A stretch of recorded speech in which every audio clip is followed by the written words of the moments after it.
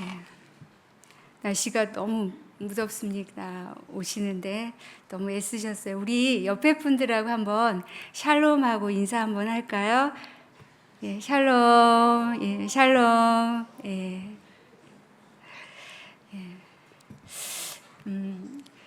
종종 제가 이제 통화를 하는 친구가 있습니다. 이제 그 친구는 모태 신앙이고 어렸을 때 그 좋은 그 화목한 가정에서 쭉 신앙생활을 했고 지금은 또 화목한 가정을 이루며 살고 있죠.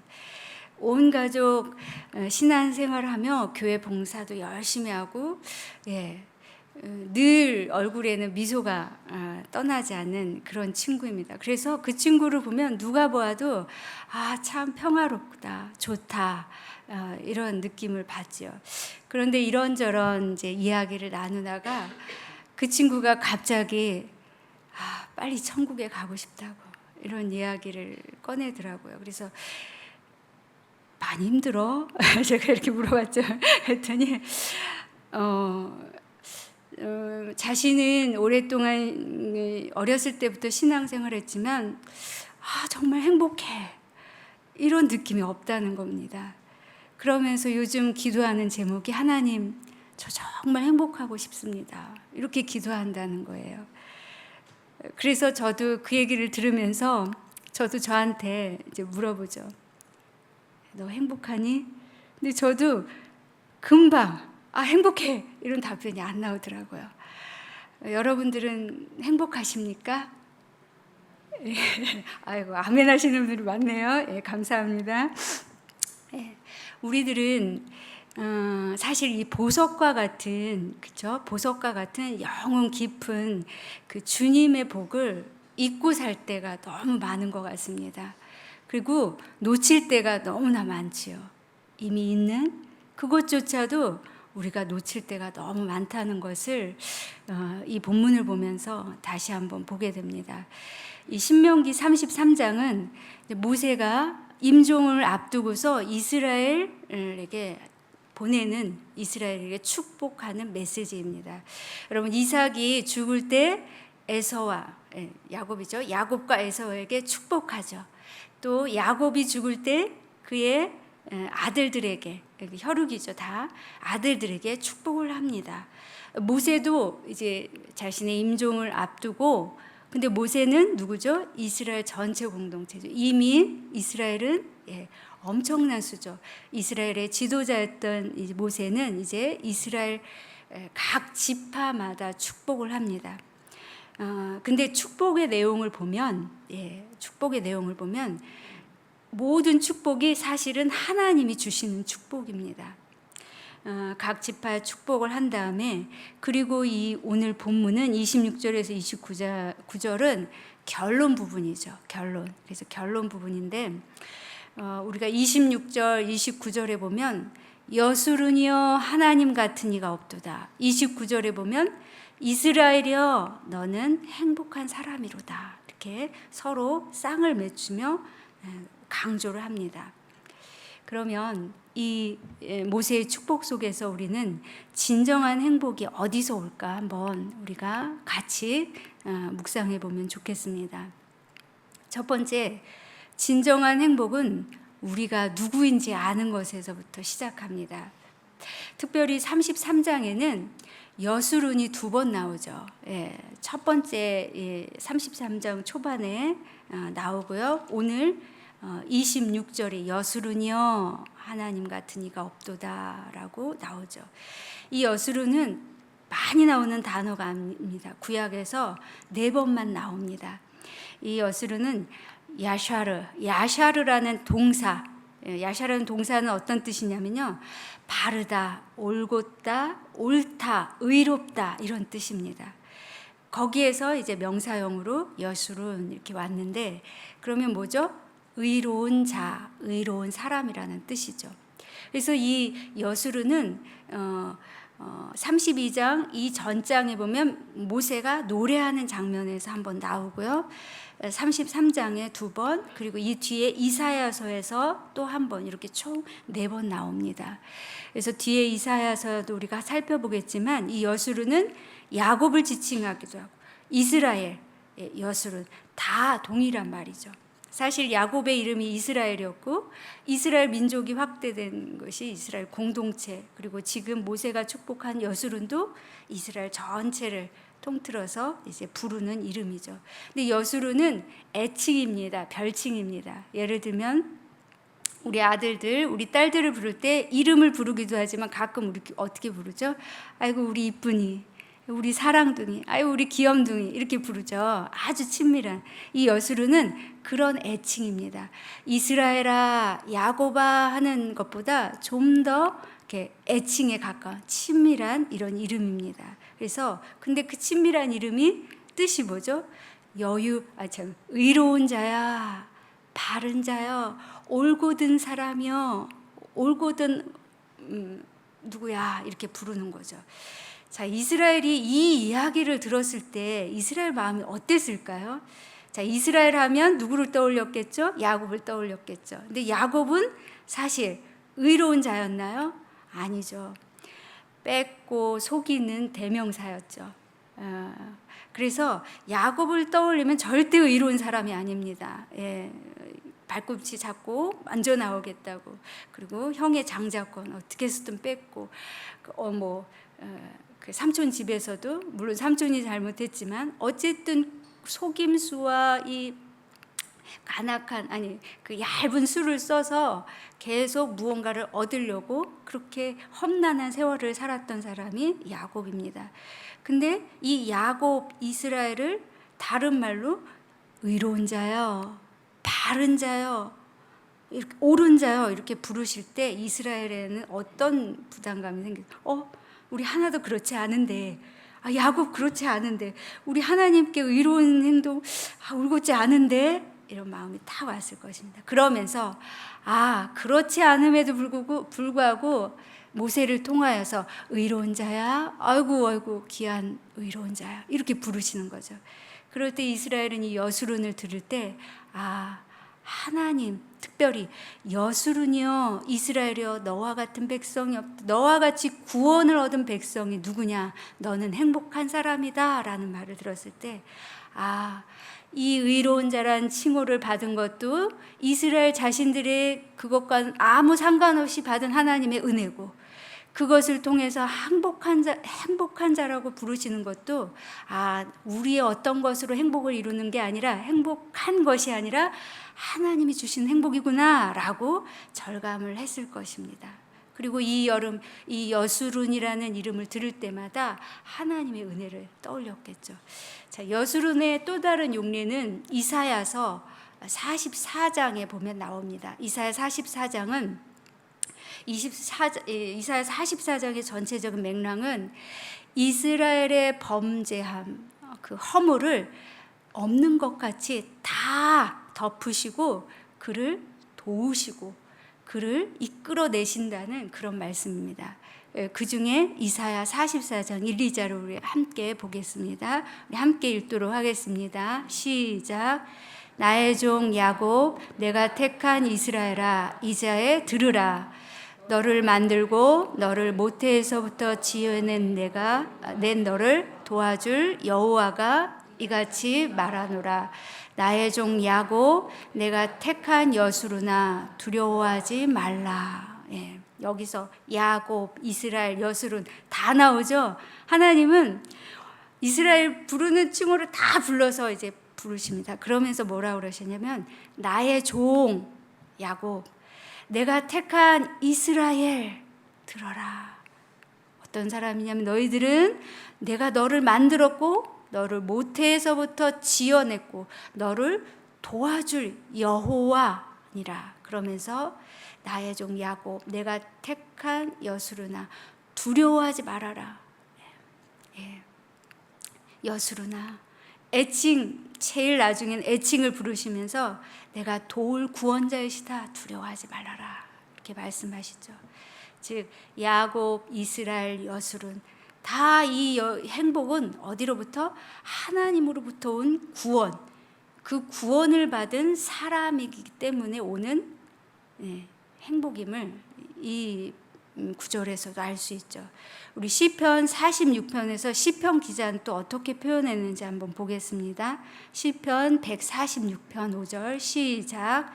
야곱의 하나님을 자기의 도움으로 삼으며 여호와 자기 하나님에게 자기의 소망을 두는 자는 복이 있도다.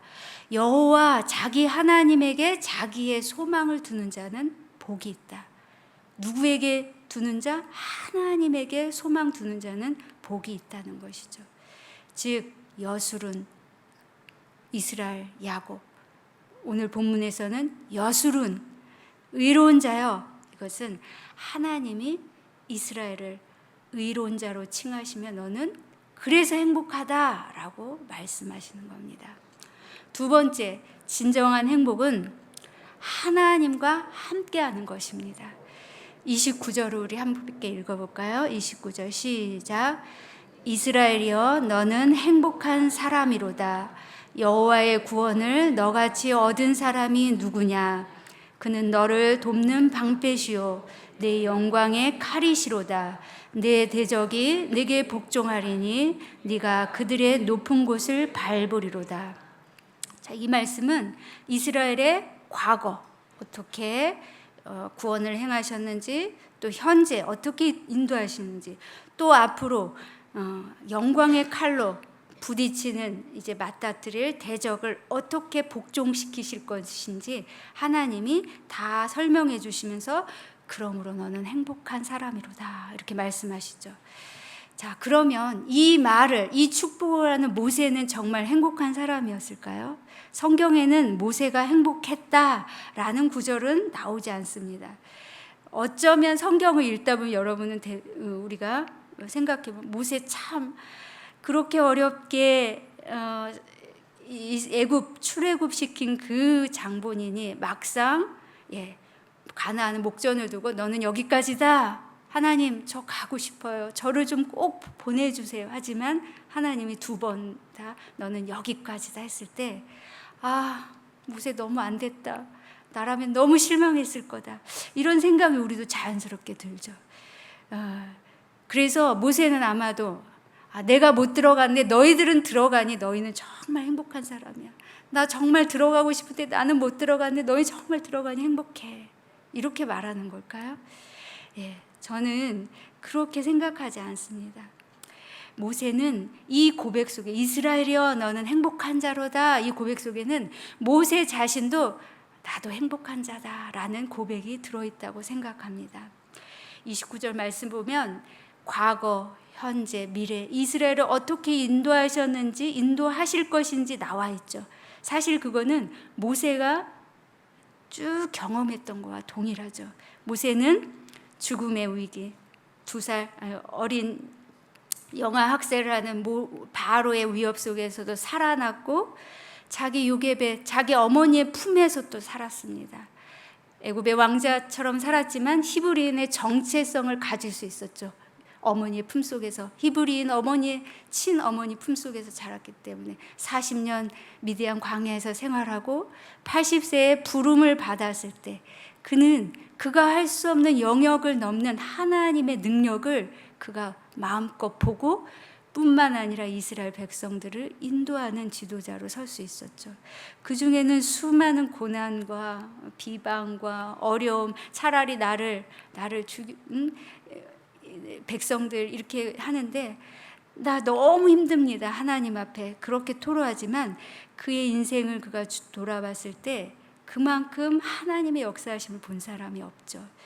그리고 이제 드디어 가나안엔 못 들어가지만 다음 세대를 향해서 하나님의 하실 일들을 축복하는 모세는 아마도 정말 깊이 축복하며 기대와 소망이 생겼어요. 나는 못 들어가지만 내 후손들이 하나님의 도우심을 받는 이스라엘 백성들로 그 가나안 땅을 쟁취할 것을 기뻐하며 축복했을 것입니다.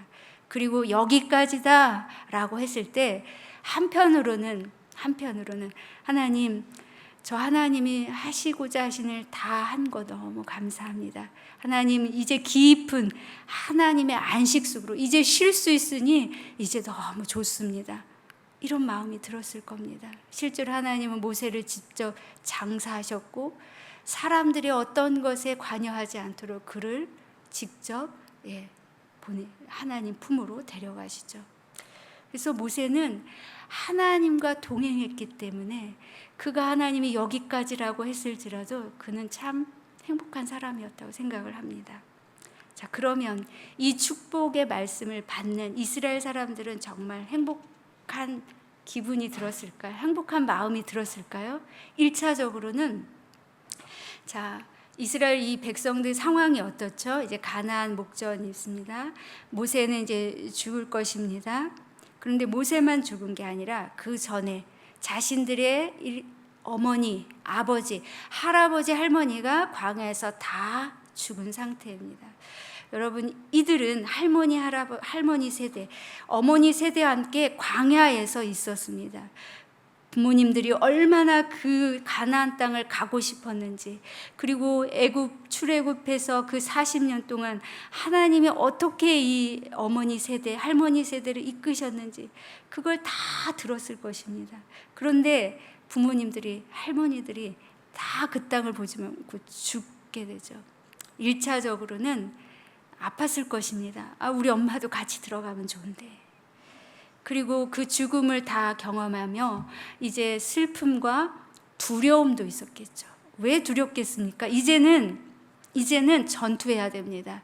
저 가나안 거민과 생사를 가르는 전투를 해야 됩니다. 광야에서는 그냥 하나님이 인도하신 대로 움직이면 됐습니다. 근데 이제 가나안 정복은 물론 하나님이 전쟁을 인도하시지만 칼부림, 온갖 전쟁, 공격하고 죽이고 하나님 명령한 대로 그 사륙을 해야 되는, 전쟁을 해야 되는 그 두려움이 있는 것입니다. 그러나 그런 중에도 이스라엘은 모세가 얘기한 것처럼 행복한 사람입니다. 왜냐하면 과거에 어머니 세대, 할머니 세대를 인도하셨던 그 하나님이 29절에 앞으로도 너를 돕는 방패요 내 영광의 칼로 내 대적이 내게 복종하며 네가 그들의 높은 곳을 밟을 것이라고 하나님이 약속하셨기 때문입니다. 이제 두렵지만 하나님과 함께하는 길을 가는 이스라엘, 그래서 모세는 행복한 자요라고 이들을 축복하는 것입니다.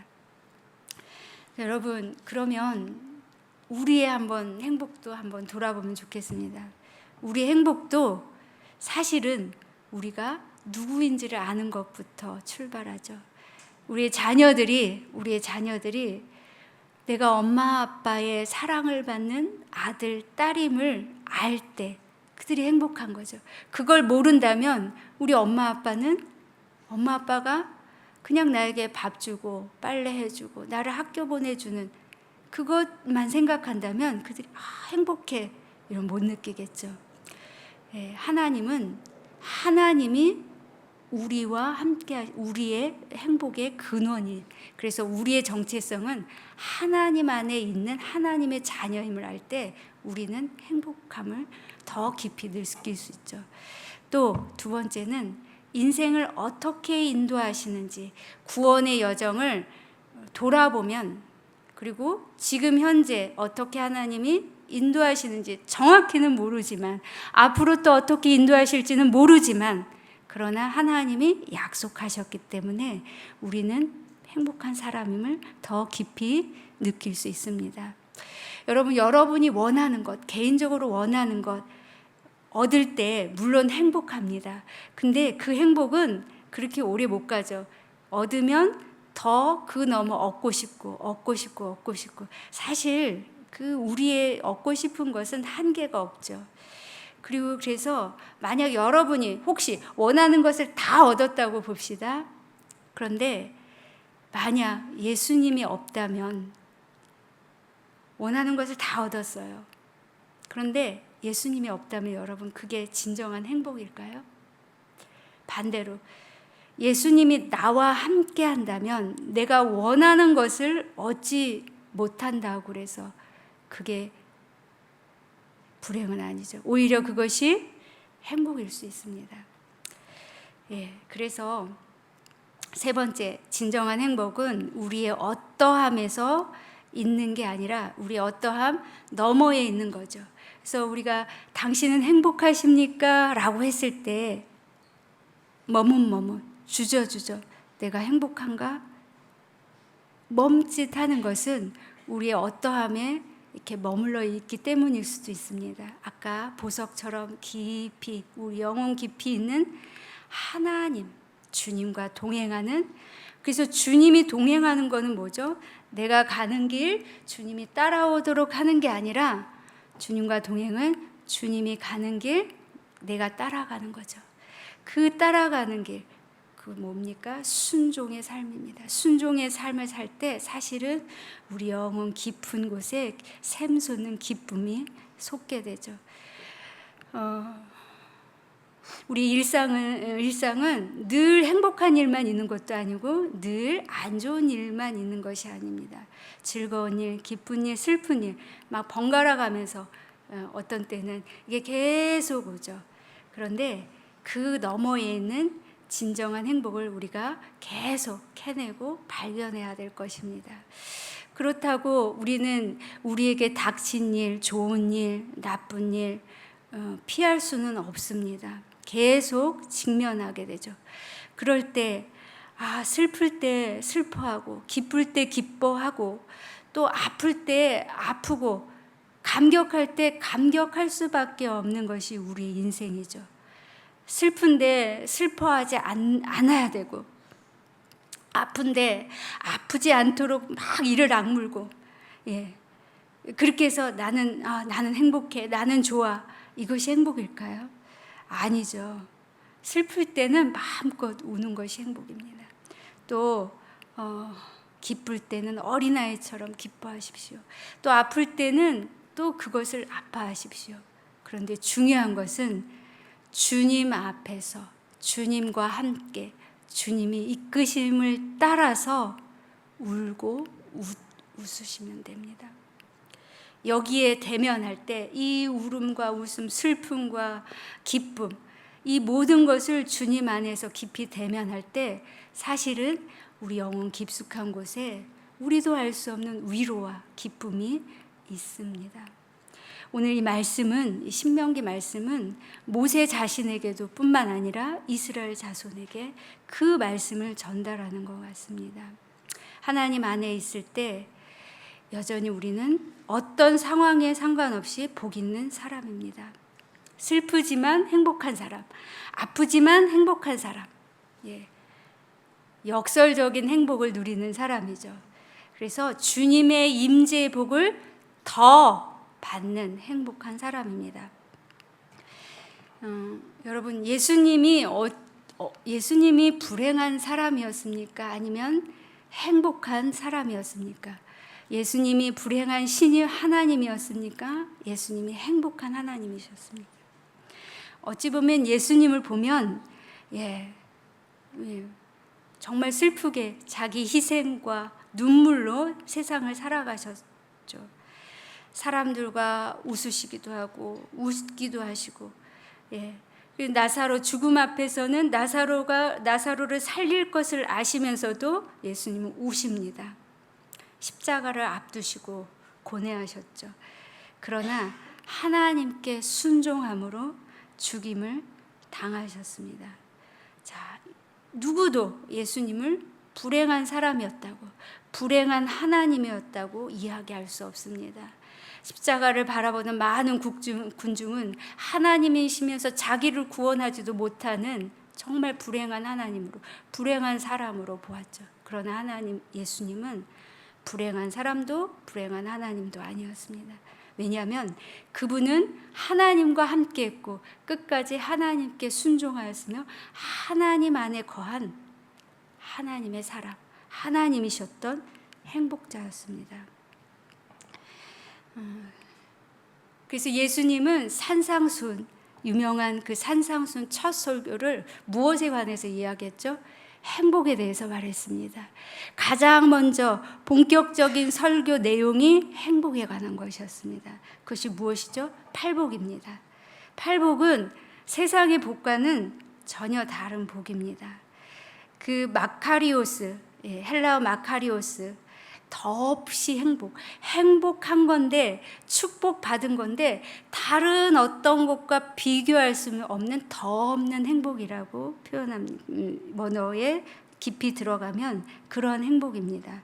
그래서 문장의 그 원어 문장의 형식대로 그 팔복을 해석하면, 문장을 나열하면, 심령이 가난한 자의 더 없는 행복이요, 애통하는 자의 더 없는 행복이요, 온유한 자의 더 없는 행복이요, 의에 줄이고 목마른 자의 더 없는 행복이요, 긍휼히 여기는 자의 더 없는 행복이요, 마음이 청결한 자, 화평하게 하는 자, 의를 위하여 박해를 받는 더 없는 행복한 자요, 기뻐하고 즐거워하라. 어떻게 즐거워하고 기뻐할 수 있나요? 심령이 가난하고 애통하는데, 핍박받는데 어떻게 즐거워하고 기뻐하라고 말씀하시는 거죠? 역설적인 행복입니다. 왜냐하면 하나님과 동행하는 것은 하나님의 걸음걸이, 하나님의 걸어가셨던 길을 따라가는 거기 때문이죠. 그래서 순종으로 하나님 나라를 이루어가는 것입니다. 어그러진 세상에서 하나님 나라를 이루어가는, 하나님 나라를 소유한 행복이기 때문입니다. 자, 이 행복은 창세전부터 주신 복입니다. 우리 예배소서 1장 3절에서 4절 한번 같이 읽겠습니다. 예배소서 1장 3절에서 4절, 시작. 우리 주 예수 그리스도의 하나님이신 아버지이신 하나님을 찬양합시다. 하나님께서는 그리스도 안에서 오늘의 온갖 신령한 복을 우리에게 주셨습니다. 하나님은 세상 창조 전에 그리스도 안에서 우리를 택하시고 사랑해 주셔서 하나님 앞에서 거룩하고 흠이 없는 사람이 되게 하셨습니다.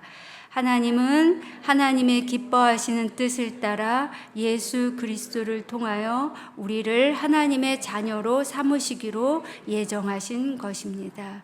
아멘. 세상 창조 전에 하늘에 속한 온갖 신령한 복을 우리에게 주셨다고 말씀합니다. 어거스틴은 이 하늘에 속한 온갖 신령한 행복을 이렇게 말합니다.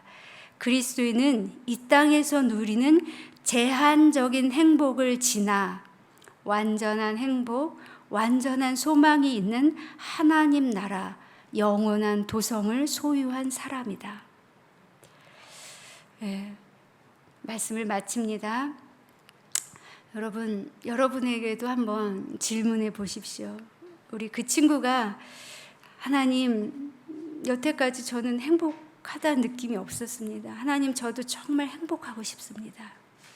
누가 봐도 안정적인 삶을 사는 그 친구의 그 고백 속에 나도 정말 행복하고 싶습니다. 아니, 이미 행복한 사람입니다. 왜요? 주님 때문에. 주님 때문에 나는 행복한 사람입니다. 행복한 상황이 아니어도 주님과 함께 이 진정한 행복을 누리는 그러한 사람이 되고 싶습니다. 우리 이 마음을 담아서 이 찬양을 함께 고백하면 좋겠습니다.